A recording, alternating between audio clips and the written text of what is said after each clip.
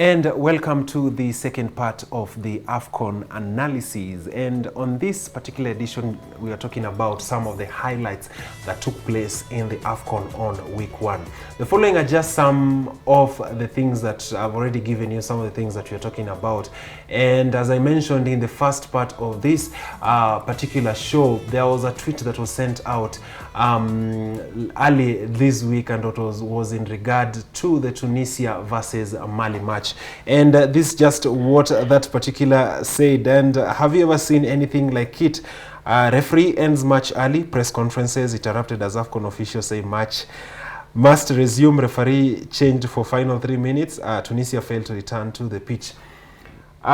This particular tweet was in reference to the match between Tunisia and Mali when the central referee, that is Gianni Chikweze, ended the match a bit early, and as a result Tunisia refused to make a comeback to the match, which basically meant that Mali won that particular game. The following is just some of the reactions, social media reactions to that particular incident this past week. And that is Jake Meyers 2015 said, if Tunisia failed to return to the pitch, the win should be awarded automatically to Mali, which actually happened like that. Mali ended up being the leaders of that.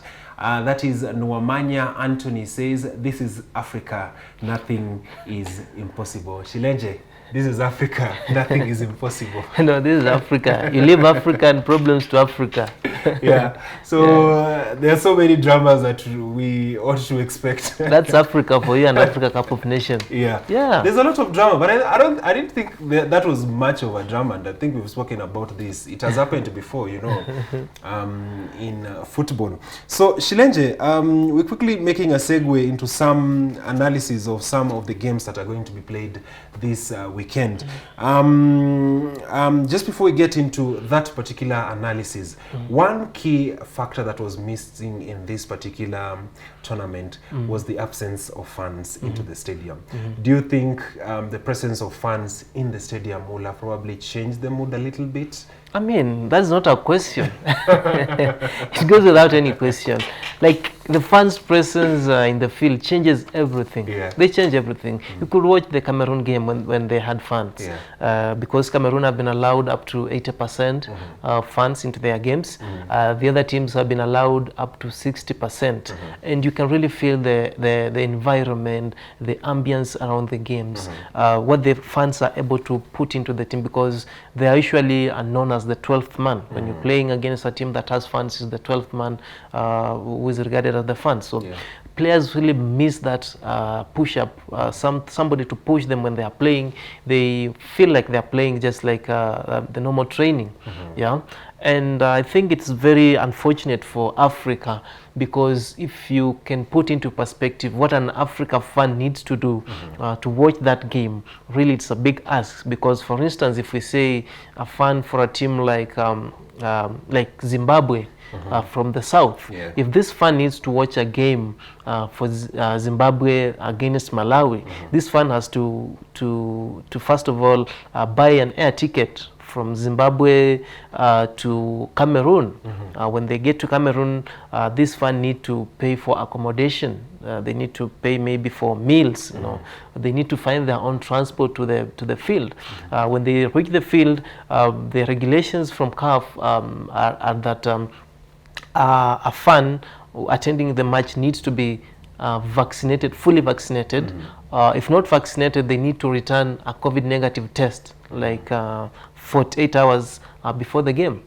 On reaching the pitch, if on that day we are having more than 60% fans attending the game, there's a possibility that this fan might be returned away. So you can feel that there is a very big hassle for this fan to reach actually the stadium and watch the game. And I think these are things that CAF needs to look at, or even FIFA. They need to come out and look for ways to make it easier for fans to attend matches like we see in Europe. In Europe, there's no big hassle. These funds just take flights from city to city or country to country, or maybe from they take these the fast-moving trains from Munich, maybe to London. They're already there to watch a game. But for Africa, the dynamics are different, because when you need to move from the north to the south, or the east to the northwest, it's a very big hassle for the fan, and the natural factors really doesn't favor an African fan for him to be able to support their team, and is a problem that needs to be addressed, or else we shall have this apathy from time to time in the longest time coming. Okay. One key thing that contributed to the lack of fans this time round, not only in Kenya, but not only at the AFCON tournament, but even locally, was vaccine apathy. You know, most people have not taken their vaccines because of other reasons, which we leave to professionals who are going to be talking about that. Shilenje, the next AFCON tournament is going to be held in almost like a year from now. What are some of the things that the organizers, that is CAF, need to do as we head into Cote d'Ivoire next year? It's going to be in July, yeah? Yeah, it's in July next year. Yeah. Yes. So what do they need to do getting into the next AFCON next year? I think the issues around COVID, they need to really find a very good balance in terms of aligning the issues that have been really preventing people from attending games due to Corona. The Europe have really made it easier for themselves. They already drew the lines, and people have already aligned to them, which has really enabled the fans to come back to the pitch. No problem about that. The issue of testing of the fans and players, we're just lucky that I don't know the mode of testing they're using at the moment in the AFCON, but during the qualifiers we had a very big problem with the home teams in charge of doing the tests. There were so many cases of teams eliminating players that they were positive when they were not. I don't know if it's happening this time. I've not had such outcries. So they need to improve from that. That really these tests are genuine. When you say this player is testing positive and should not play in this match, or the coach should not be on touchline, it should be genuine. Should be true. Then they also need to make organizations like easier things, you know, like the game Mauritania and Gambia. How do you miss out to play a national anthem for Mauritania twice? That is absolute ignorance. How do you miss that? Those are small forcing things. The players had to sing the national anthem themselves. And I guess that refers to the first. I'm sure most of the some of them were not able, because they live in France. They may not be able to know the local language of Mauritania, because most of their years have been spent in France. And those are some of the kind of shames we can really run away from if we have a good organization. So we need to have a better organization around that, and also the funds, as I've raised earlier, that African games usually lack funds. It's not even only in AFCON. When we play the African club championships and the Champions Leagues, the other league, the lesser league, there are no funds, because funds cannot travel from country to country. They've even forced the format of the African Champions League finals to be played in home and away legs, so that they can enable fans to have a chance of watching their teams, just because funds are not present in the teams. So when there are no funds, it means even the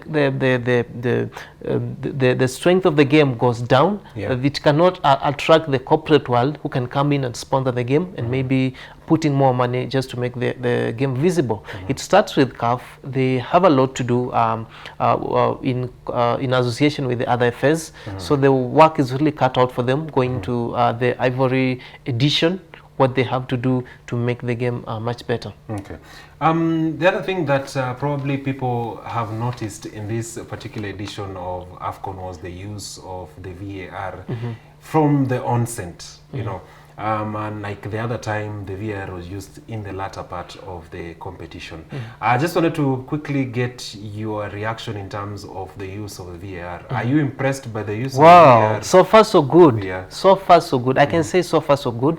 We've not had so many instances maybe where we have disagreements, or maybe they raise some issues of integrity or something related to that. We've not had so far. So far the VAR has been spot on, doing a good job, given that it's the first time it's been in Africa, especially in the group phase. And as I said earlier, there's no single day that football officiating shall be 100% correct. Even with the VAR, we should expect maybe some minor mistakes to pass through it, because it is still controlled by human, and it can never be 100%.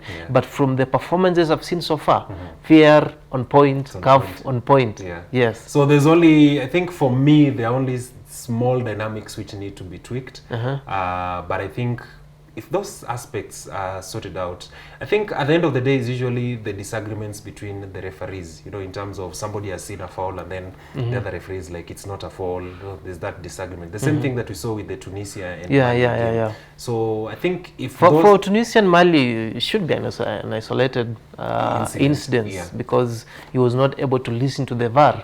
But the other games where maybe he's like the Cameroon versus Burkina Faso first game, there are two cases where the penalty call had escaped the referee, but when the VAR corrected him, he was able to award Cameroon, and they felt vindicated for the game. Yes. So far so good. So far in terms of VAR, Africa on point for the first time. So maybe Shilenja, as we are switching gears into a pre-analysis of some of the games that are going to be played this weekend. I'm pretty sure we've spoken about Nigeria versus Sudan. That's done and dusted. The other major fixture is Ivory Coast versus Sierra Leone. That's an interesting game, considering how Sierra Leone were able to ward off Algeria in their first match. Very quickly, as we probably wrap up, what's your prediction, or how do you see this fixture stacking up? Ivory Coast versus Sierra Leone. Ivory Coast versus Sierra Leone. We go into this game. Both teams are on very high confidence. Ivory Coast was able to win their first game against Equatorial Guinea, 1-0. They won even with some of the best players outside. Remember, Pepe was benched, as well as these Crystal Palace, Wilfred Zaha. They were benched, and they were really dynamic players. So it shows you the quality they have. Good for Sierra Leone. They drew against Algeria, but I told you, I'm not sure if the tactics they employed, they're going to work for them again, especially when they're also going to play a big boy in terms of Ivory Coast. They need to be extremely lucky, but I'm sure they are going to try to frustrate Ivory Coast, maybe to play into a draw, but Ivory should have all the muscles to win that game. They should win. So just quickly, the following are just some of the upcoming matches that are going to be played tonight and the better part of the weekend, in case you missed them. That is, the biggest game that is going to be played tonight is Gabon versus Ghana, Nigeria versus Sudan, Guinea-Bissau versus Egypt, Gambia versus Mali, Tunisia versus Mauritania, Ivory Coast versus Sierra Leone, and Algeria versus Equatorial Guinea. Shilenje, Aubameyang apparently is coming back to the squad, and they are facing the Black Stars, the likes of Akina Ayu, who are battling for glory. Ghana are trying to bring to an end their 40-year drought of the AFCON tournament. How do you rate their performance in the tournament? How do you think Aubameyang is going to impact Gabon going forward? Ghana, the first game against Morocco, they were nowhere near their best. I can say they underperformed. And from that result, they should be now very hungry as well as angry going into this game against Gabon. The initial meetings, they have only met twice, which each team has won one of the fixtures apiece. So they are evenly matched in terms of their prior records, and it should be a very interesting game. I expect Ghana to be very hungry than they did against Morocco, because if they don't win this game, they might be out. So Ghana should win this game. I feel they have the muscles to win. Yes, Aubameyang might be returning, but I might be sorry to him. I don't know if he'll be able to hold on Ghana, especially when now they want a win. They know everything's not going for them. So for Gabon, it's going to be very hard work for them. If they need to beat Ghana, they need to be extremely at their best and maybe be lucky. But I feel Ghana have the edge to win this game against Gabon. Okay. So Lenje, those what we've talked about are just some of the things that stood out for me. I don't know what are some of the things that stood out for you this past week in AFCON. I think the most stunning incident should be the Sierra Leone versus Algeria. Yes, debutants playing against defending champions and being able to hold them. They kept Riyad Mahrez quiet for the entire game, and I think that was a very good performance for Sierra Leone. However, I warned them that if they need to do better or progress to the next phase, when they are facing these other teams, they need to play with ambition and intent to win the game. They didn't do that against Algeria. They just wanted to contain and limit the damage, of which they managed. But for that game, spot on. They were able to get a result. Yes. Yeah. So maybe any surprises that you're expecting getting into this weekend? Into this weekend, from the matches we are having, we might have a surprise. Yes, we might have a surprise, especially at the group of Ivory Coast and Algeria. We might have a surprise there. We just have to wait and see, because one of the big boys, if they're not careful, they might drop. Yes. So we have to wait and see, especially the group of Ivory Coast and Algeria, as well as Guinea-Bissau and Sierra Leone. There should be a surprise there. Yes. Maybe as we wrap up, the following are just some of the reactions of some people in terms of the conversation about the Tunisia versus Mali match, which ended prematurely, and Mali were crowned as the winners. Now, just reading some of your reactions to that particular incident. And here is Anesu Mutisi, who says that particular incident was a disgrace to African football. The other one is by Chris the Genius, says, stop, this one, I think this one was in reference to Sky Sports, stop milking it. The ref forgot to pause his time when they went for cooling break, and that's why he ended the game on the 85th minute. He then realizes his mistakes and adds some minutes, which didn't match the original 90 minutes, but 89 minutes plus some seconds. Challenge, at least you're having a sober theory in terms of what exactly it's a sober theory, but I tend to agree with the fact that maybe he was dehydrated. You know, the weathers at Cameroon, they are too high. In fact, that's why the AFCON was shifted from January. I mean from July, from summer to January, because at summer Cameroon is totally hot. You can't be able to play. So maybe given that he was dehydrated, and that is not the case in Zambia, it might have led him to maybe to run for a drink before time. But I think it should not be an incident to warrant maybe we belittling the tournament. It's just one of those maybe unfortunate cases, but so far the tournament has been very well managed up to now. Maybe as I finish this whole discussion, just a recap of some of the games that are going to be played tonight and this coming weekend. The following are just some of the games that are going to be played. That is Nigeria versus Sudan, Guinea-Bissau versus Egypt, Gambia versus Mali, Tunisia versus Mauritania, Ivory Coast versus Sierra Leone. That's a match that you definitely need to watch out for. And the defending champions, that is Algeria versus Equatorial Guinea. We are going to be back here next week, same place, same time. And maybe before we go, we need to ask a big question to East Africa. Where are we? Where are we? Let us not restrain ourselves to Kenya alone. Yeah. We have Uganda, Tanzania, Rwanda, Burundi, Southern Sudan, and even recently Congo. Where are we? Congo is usually a very strong team. I'm actually surprised where are we? They're not in there. We are nowhere. We're only being represented by the match officials. Congratulations to Peter Kamaku, Dr. Peter Waweru Kamaku, and Isaac Cheriot. They've done a very outstanding job to represent East Africa. But I think the East African football associations, they're really sleeping. They need to do something. There's no way a tournament of 24 teams, that is half of Africa. We lack a team from East Africa, ESC. I mean, do something. Yes. A challenge to our local league and the whole... The caretaker committee, do something.